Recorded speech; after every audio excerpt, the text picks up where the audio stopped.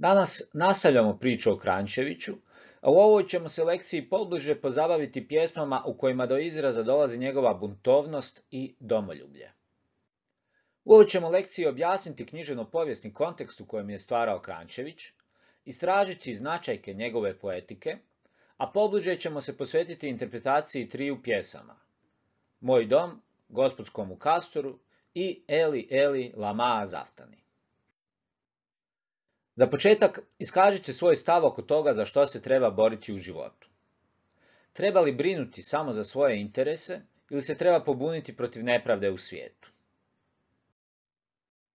Da bismo bolje razumjeli neke aspekte Kranjčevićeva stvaralaštva, reći ćemo uvodno nešto o njegovu životu.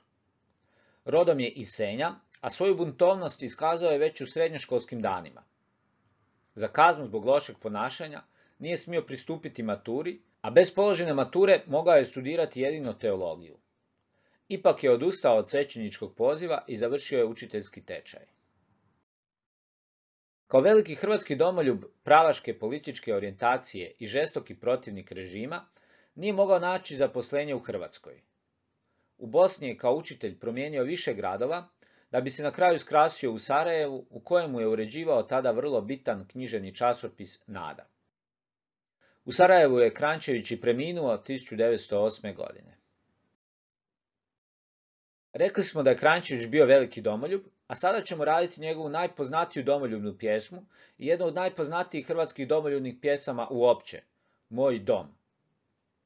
Pjesma je nastala za vrijeme jakog političkog pritiska na Hrvatsku, kad je pod banom Khuenom Hedervaryjem u pitanje došla opstojnost Hrvatske. Mnogi su domoljubno nastrojeni intelektualci i pisci tada pod udarom cenzure, a to je iskusio i sam Kranjčević kad je 1884. godine na zahtjev uredništva morao sam cenzurirati svoju pjesmu In Tyrannos, u kojoj protestira protiv tiranije Khuenova režima. Dakle, nema prave slobode pisanja, a Kranjčević u Hrvatskoj nije mogao naći ni mjesta za sebe, pa je trbuhom za kruhom morao ići u Bosnu. I samu pjesmu Moj dom Kranjčević je tako napisao u Bosni.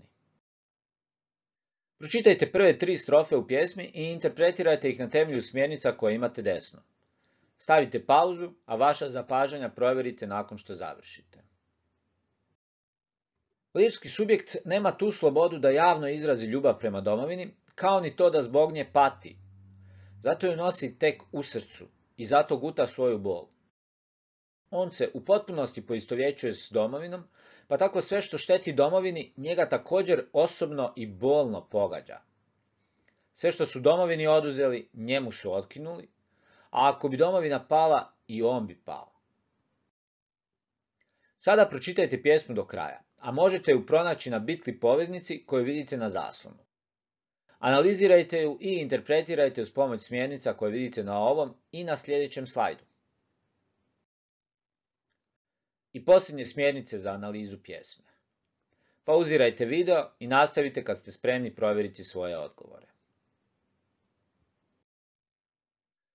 Stilska figura kojom je često u ovoj pjesmi izraženo poistovjećivanje s lirskim subjektom jest personifikacija. Motivi štovanja domovine brojni su. Ona se oslovljava kao raj i boštvo, a lirski subjekt s ponosom čuva uspomene na njezinu slavnu prošlost i prirodne ljepote. On čuva domovinu i od opasnosti koje prijete ili vrebaju, a kao prijeteći motivi tu su rug, požar, pogaženost.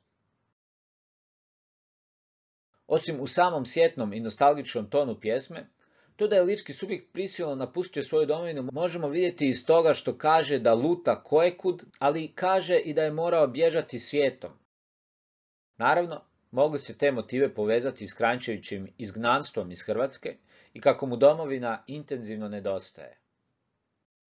No lirski subjekt nije slobodan iskazati svoju ljubav prema domovini. S čim cijelo vrijeme govori da je skriva i da je čuva u tajnosti, očito postoji neki problem.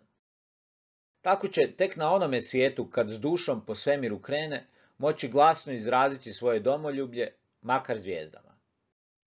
Zanimljivo je kako se u ovoj pjesmi ni u jednom trenutku ne spominje da je ta domovina Hrvatska.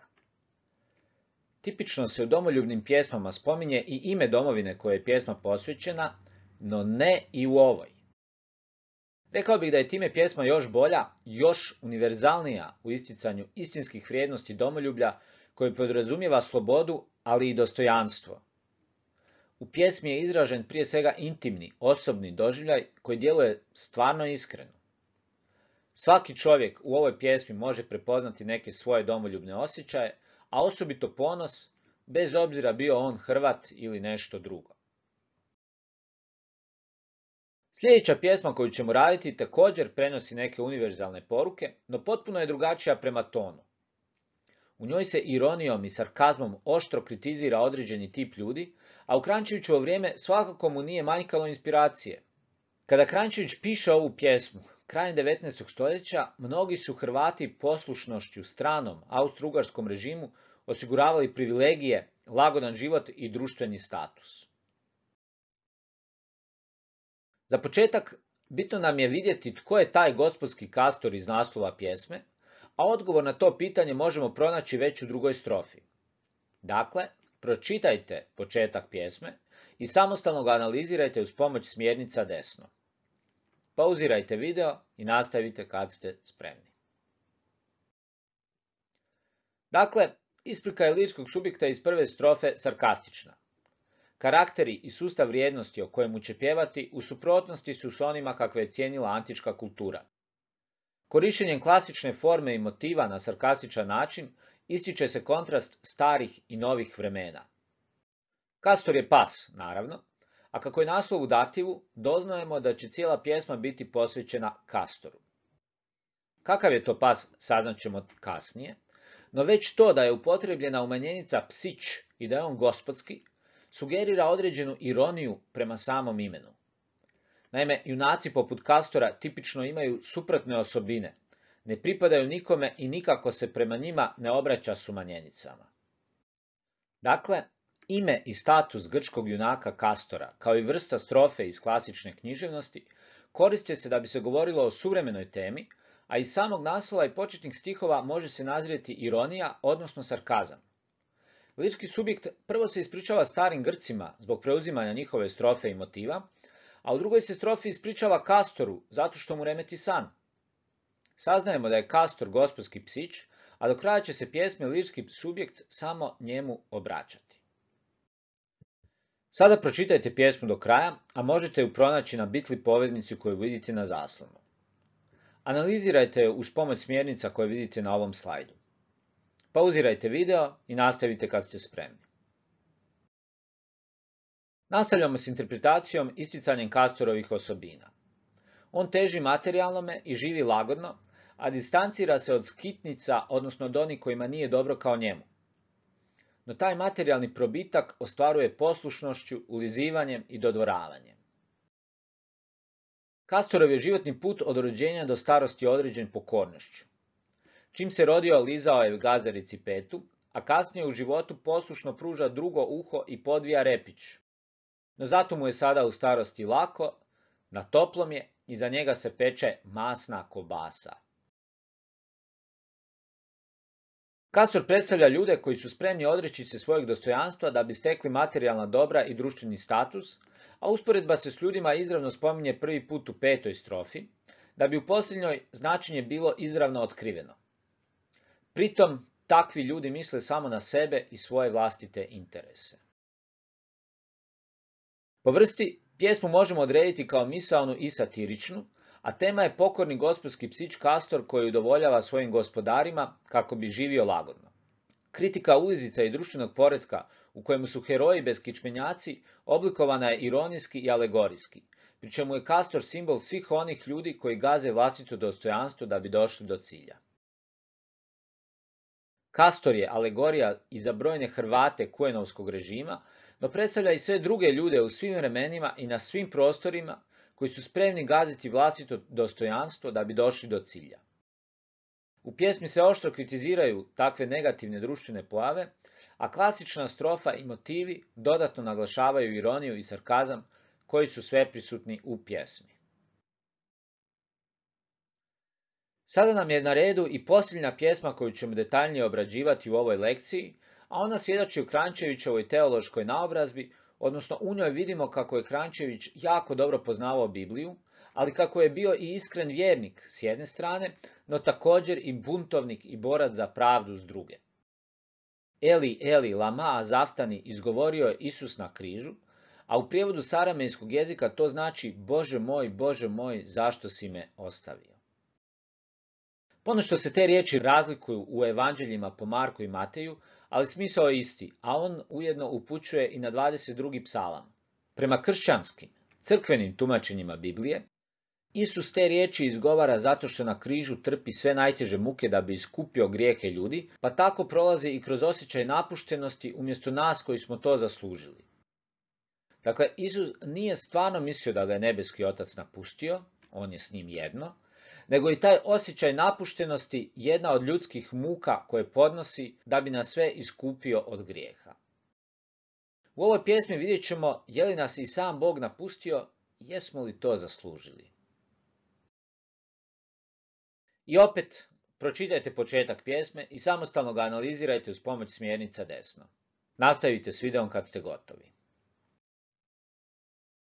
U prvom stihu lirski se subjekt pita je li ta Kristova žrtva došla prekasno ili prerano. Očito od nje i nema neke koristi, pa se zato lirski subjekt pita u prvom stihu za koga je izdahnuo, odnosno za koga je umro. Prekasno je stigao u smislu da je čovječanstvo već do Kristova dolaska toliko skrenulo s pravog puta i toliko zaglibilo u grijehu da ga ni Isus kao spasitelj više ne može izvesti na pravi put. Prerano je stigla zato što se čini dalekom i nepoznatom, odnosno kao da su ljudi zaboravili na to što je Isus za nas učinio i koja mu je bila namjena. U svakom slučaju, od žrtve i od Kristove humane poruke nema koristi. Kako lirski subjekt kaže u drugom distihu, od te žrtve davne još ploda ne imade. Ništa se nije promijenilo na bolje s ljudima ni nakon Kristova dolaska. Negativna ljudska priroda i iskorištavanje bližnjih povijest je obojala u tamne boje, pa su tako i vjekovi strašni i crni. Pozitivna je ideja Kristove žrtve iznevjerena, pa se tako njegova krv skvrni, odnosno oduzima joj se svetost i čistoća. A to da se krv osušila, također zorno predočava kako je Kristova poruka zaboravljena, odnosno kako je njezin pravi smisao izgubljen i u drugom planu. Sada pročitajte pjesmu do kraja, a možete ju pronaći na Bitli poveznicu koju vidite na zaslonu. U svojoj analizi istaknite kako je sve pozitivna Kristova poruka iznevjerena i koga se ponajviše kritizira ovom pjesmom. Također, sažmite ukratko sadržaj pjesme i odredite joj vrstu i temu. Kada završite, vratite se ovom videu. Dakle, Božja je poruka iznevjerena zbog materijalnih, sebičnih interesa, a sve je to počelo još odavno, odnosno odmah nakon što je Krist umro. Odmah su ukrali čavle s Kristova križa i to je bio samo početak pljačke. Tako su se neki snašli i žive u izobilju, a neki nisu i siromašni su. Osobito su tu na udaru kritike pojedinci unutar crkvene hijerarhije koji su to znali koristiti i u ime pozitivnih vrijednosti, u ime onoga što je Krist propagirao, odnosno čovječanstvo, bratstvo, sloboda, radili su suprotno, odnosno bezbožnički su iskorištavali i porobljavali druge. Umjesto jednog robovlasničkog sustava rimskoga, unutar kojega se i razvilo kršćanstvo, dobili smo drugi nepravedni sustav, odnosno kršćansku arenu, u kojoj je veći dio pučanstva također prisiljen boriti se za život i smrt u neimaštini. Motiv kršćanske arene samo naglašava koliko se stvari u svojoj biti nisu promijenile nakon Kristove žrtve, odnosno da je ta rimska arena kao simbol nepravde i robovlasničkog društva samo promijenila svoj predznak i sad je postala kršćanska. Dakle, pjesma je misaona, a tema je kritika onih koji su iznevjerili humanu bit Kristova učenja, osobito unutar crkve. Ne bih rekao da je tema jednostavno kritika crkve u cjelini, s obzirom da je oduvijek bilo pojedinaca unutar crkve koji su pozivali na povratak izvornim vrijednostima ranog kršćanstva, da se s godinama crkva puno mijenjala i reformirala. S druge strane, nisu samo crkvene institucije bile te koje su u ime vjere radile loše stvari. Tako da je kritika upućena svima koji su pljačkali i činili loše i sebične stvari u ime vjere, bez obzira jesu li vezani uz crkvu ili nisu. Eto, sada kad ste pročitali i interpretirali sve najpoznatije Kranjčevićeve pjesme, možete na temelju toga i onoga što smo do sad rekli o njemu opisati Kranjčevićevu poetiku. Istaknite obilježja njegovog poetskog stila, koje teme i motive koristi i kako vidi svoje vlastito pjesničko poslanje. Probajte istražiti i utvrditi koje je njegovo značenje u povijesti hrvatskog pjesništva. Dakle, Kranjčević je kao pjesnik obilježen stačevićanskim razočaranjem glede hrvatske zbilje i politike, pa to utječe i na teme o kojima progovara kroz svoje pjesništvo. On često pjeva o društvenoj i socijalnoj nepravdi, o tiraniji, dok o teškom položaju Hrvata i Hrvatske države svjedoči s velikim domoljubnim zanosom. No Kranjčević pjeva i o univerzalnim dilemama ljudskog postojanja, o smislu povijesti, o pravdi. Često se u njegovim pjesmama vidi njegova teološka i klasična naobrazba, pa koristi dosta biblijskih i antičkih motiva, ali koristi i neke druge motive, recimo iz narodnih pjesama, što smo vidjeli u pjesmi Iseljenik. Također, često se služi alegoričnošću, a svoju viziju svijeta iznosi jakim i emocionalnim slikama. Za Kranjčevića pjesnik mora biti mesija svojega naroda, mora vidjeti više od običnih ljudi i pomoći im tako što će ih svojim pjesništvom izvesti iz patnji i neznanja. Ako treba, pjesnik se treba i žrtvovati i osobno patiti za opće dobro, baš kao što je to bila i sudbina njegova Mojsija. Kranjčevića se obično smješta u razdoblje realizma, ali poetici realizma sam duh poezije ne odgovara previše. Poetici realizma više odgovaraju romani pripovjetka, no Kranjčević svojim pjesništvom ipak otvara neke socijalne teme, a i pravaške orijentacije, kao i većina naših realističkih pisaca toga vremena. Premda nekim temama i motivima, poput neshvaćenog i usamljenog izuzetnog pojedinca u svijetu prosječnih ljudi, otvara prostor pjesništvu modernizma, ipak nije prispadao pjesništvu moderne. Naime, on nije bio eksperimentator, ni na razini forme, ni u pogledu stilske postavke teksta. Ali svejedno, Kranjčević je most od šenoinske koncepcije prosvjetno-domoljubne poezije prema onoj modernoj. Uspješnost svojega rada danas provjerite prikazanom listom za samoprocjenu. Na navedenim tvrdnjama priključite odgovor da ili ne i sami procijenite trebate li na nečemu još poraditi.